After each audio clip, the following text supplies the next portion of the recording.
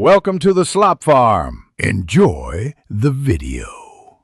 In this video, I will explain how to make a Warioware game. First, brainstorm a fun, cohesive theme that ties your entire game together, like a specific art style or a quirky narrative. Next, outline the core mechanics and how players will interact with your rapid-fire challenges. Remember, each microgame should last only a few seconds, demanding quick thinking and even quicker actions from the player. Now, let's dive into designing the microgames themselves. Aim for a vast quantity, ideally over 200 unique challenges, each playable in about 3 to 5 seconds. The key is simplicity. Every microgame should have one clear, immediate goal.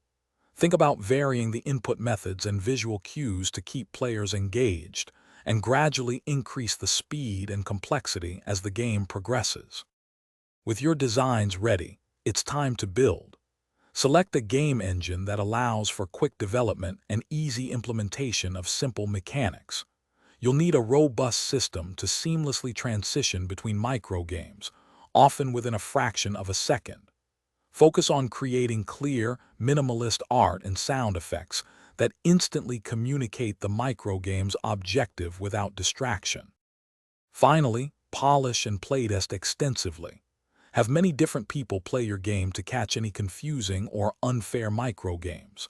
Observe how players react to the rapid transitions and adjust timings to ensure a smooth, exhilarating experience.